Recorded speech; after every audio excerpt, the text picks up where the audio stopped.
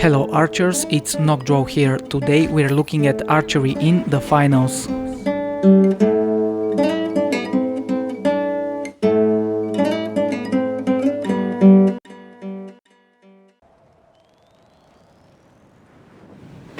The Finals is a free-to-play multiplayer FPS game released in December 2023. It's the first game by Embark Studios, the same company that brought us the currently chart-breaking Archery. The Finals takes place in the early 22nd century and is set around a futuristic virtual reality game show where contestants compete for fame, fortune and the favor of powerful sponsors. The game emphasizes strategic teamwork, environmental destruction and dynamic map alterations, allowing players to crash through walls, ceilings and floors and use tools like explosive canisters and deployable structures to gain tactical advantage. Players take the role of contestants, fighting each other in multiple digital arenas which are based on real-world locations. The game features day and night cycles, different weather conditions and crazy limited time events. There are 3 different classes that players can choose from: light, medium and heavy. Each class has exclusive weapons, gadgets and specializations. Light are the quickest but have the lowest health, focused on flanking and outmaneuvering enemies.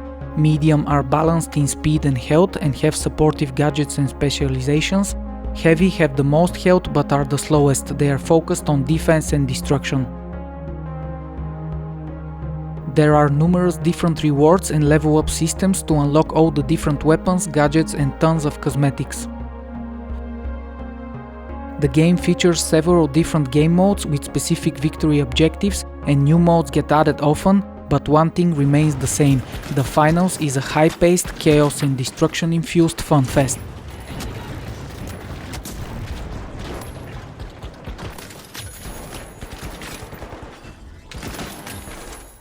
Now that you have an idea what the Finals is about, let's focus on the archery aspect of the game. The Finals introduced a recurve bow in Season 3 back in June 2024. It's a weapon exclusive to the light class. There is only one type of bow in the game. The basic model is a modern takedown recurve bow, but there are numerous skins for it. You can unlock some of them by playing with the bow, getting kills and XP. Additionally, you can spend in-game currency to unlock some of the more special and limited skins. In regards to arrows, there is only one type of arrow in the game. It's a carbon fiber arrow with a modern broadhead tip. Most of the weapons in the game have hitscan registration, which means your bullets go exactly where your crosshair is. However, the bow, as in real life, is a projectile weapon, meaning there is drop-off and travel time. The arrow drop-off is moderate, it depends on the draw and is mostly noticeable at longer ranges.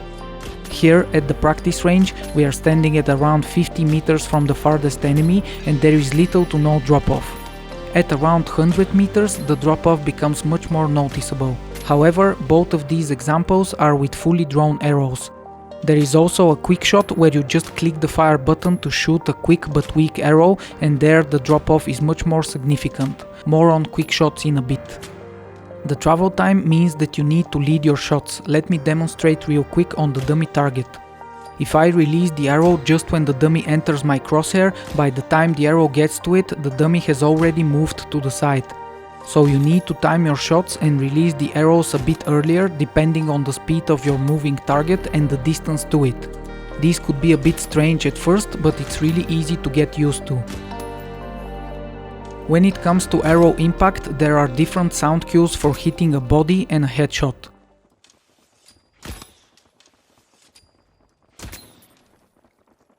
Where you hit your enemy is also important for the damage numbers. A body shot does 124, while a headshot does 186 damage at full draw. Additionally, the damage and the speed of the arrow is affected by how much you draw the bow. If you just press the fire button without holding it, you shoot a quick but flimsy arrow that does the least amount of damage. The longer you hold the fire button, the more you draw until you hit full draw, which is also accompanied by a sound and a visual cue as well. Additionally, there are some other effects. For example, when you hit a wall, the ground or another object, you can hear different sounds and see how the arrows are shaking.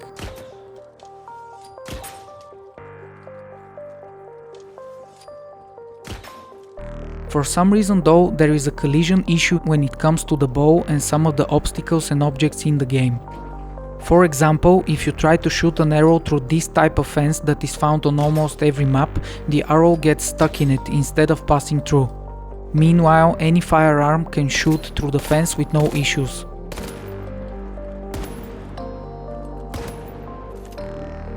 Similarly, when you try to shoot over these barricade structures, even though your crosshair and the actual arrow tip seems to be above the barricade, the arrow gets stuck.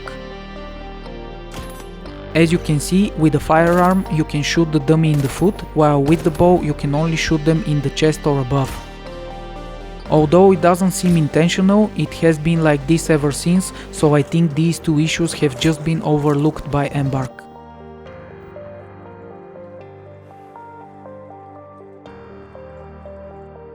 The knock animation in the finals is realistic in the sense that it's possible in real life, but I find it a bit weird. The player's character is using the Mediterranean style of shooting with the arrow on the left side of the bow, but knocking the arrow happens through the bow. Usually with this style, the bow is tilted to the right and the arrow is positioned on top of it. Here, the developers decided to go for a different approach. The arrow goes between the bow and the bowstring. The issue that I see with this is that, especially in a high-speed combat situation, you are not really paying attention to your hands, the bow or the arrow, you're looking directly at your enemy. With the knocking style shown in the game, you can easily poke your bow hand with the tip of the arrow unless you are 100% precise all the time. But then again, this is a video game, so we knock perfectly every single time with no injuries. Apart from that, the animation looks really nice and detailed. Embark nailed the drawing hand and the position of the fingers. Drawing the arrow looks and sounds immersive. As in most games, the knocking speed is a bit exaggerated, the arrows come out of nowhere and we have an infinite amount of them. But overall, the knock and draw animations are handled pretty nicely. Another interesting mechanic that is mostly exclusive to the bow is that you can hold the drawn arrows indefinitely. This makes it really easy to get the first shot on an enemy coming around the corner and makes up for the fact that when you see an enemy you need to first draw the arrow and then shoot, while firearms shoot immediately. There is also the option to cancel a shot by doing a melee attack so that you don't make a noise and give out your location to an enemy. Overall, Archery feels amazing in the finals. With the travel time, the animations and the impact sound and visual effects, the bow is a really fun and satisfying weapon to use. While it is forgiving with almost no drop off at full draw and no damage fall off, it is unforgiving when it comes to missing a shot. Since the bow is tied to the light class, you need to constantly dip in and out of cover, change your position and flank your enemies. It is also possible to play up close and personal. Actually, that's the most fun way to play, but it is also the most dangerous, since most of your opponents have higher health bars. This makes missing a shot very punishing. Additionally, there are several specializations and gadgets that can almost counter the bow and be a bit annoying to play against. However, the game is quite balanced, so there are ways to play around them. For example, there is a riot shield where you need to either circle around the shielded enemy or shoot at their feet. The heavy can drop a shield dome and also have a shield specialization, but those could be disabled with the glitch grenade. Overall, the bow is very fun, requires some practice, but I would say it is very much feasible in the right hands. The implementation of the recurve bow in the finals is probably the best and most balanced one that I have seen in a competitive shooter game. It is one of the few that don't make you feel like you're really at a disadvantage when everyone else is using modern firearms and other futuristic weapons. It has a certain skill ceiling and a learning curve, but once you get used to it, it is a very satisfying and fun weapon to play. Of course, all of this is my personal opinion. I would highly recommend the game in general, but if you're specifically looking for a great archery experience for free in a virtual environment, you should definitely try out the finals. Now, enough talking and practice, let's see the recurve bow in action.